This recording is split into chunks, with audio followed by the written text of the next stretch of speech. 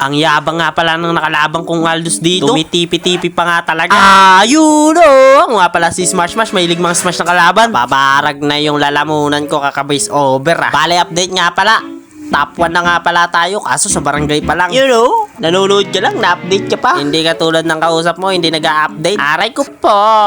Eto na nga pala yung history natin, win streak nga tayo. Pero bago nga lahat, kung hindi ka pa nga naka-follow, mag-follow ka na. Bonus na rin din talaga kapag shiner mo. Bale, meron na nga tayong 32 matches with 81% win rate. Ang lala! Bakit bumaba yung win rate natin sa Alice? Balik nga tayo dito sa game. Akala nga ng Florin dito, makakatakas na siya. Hindi nga makaagaw dito yung core ng kalaban. Mag-practice ka pa pumindot ng pumindot. Hindi ka mananalo sa akin Reptilian. Nakuha ko nga pala dito lahat ng objectives. Tapos pagpatay ko nga sa turtle, ay dumalaw agad ako dito sa gold game. Sakto nga din, nahuli ko tong dalawang to. Ang kaso nga lang, Hanabi lang yung mabibigyan. Pero good trade na nga yun. Pero nga, inabahan ko pa din tong Florin. Alam ko kasi na hindi ito mag-out. At nasaktuhan ko nga ito, inesesan ko na nga din agad. Ang lala ng balik buhay na itong Florin no? Bale, na-invade ko na nga din dito yung Fanny.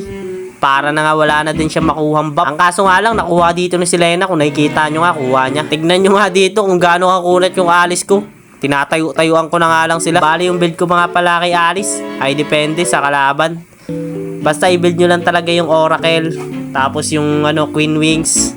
Ayun. Tapos nga, bahala na kayo sa mga def item na isusunod nyo. Basta ang pinakamahalaga dito sa Alice ay yung Queen Wings, pati yung Oracle. Tignan nyo nga kung gaano kakunat dito. Tinatayo-tayoan ko nga lang tong Hanabi. Diba? Kaya nga, i-build nyo na yung mga build na yun. Bali, susubok nga dito yung Fanny. Nakuha rin yung Lord sa akin. Ang kaso nga lang, retrigats tayo. Kaya nga, sa akin yan, boy! Bali, magkakaroon nga ng teamfight dito.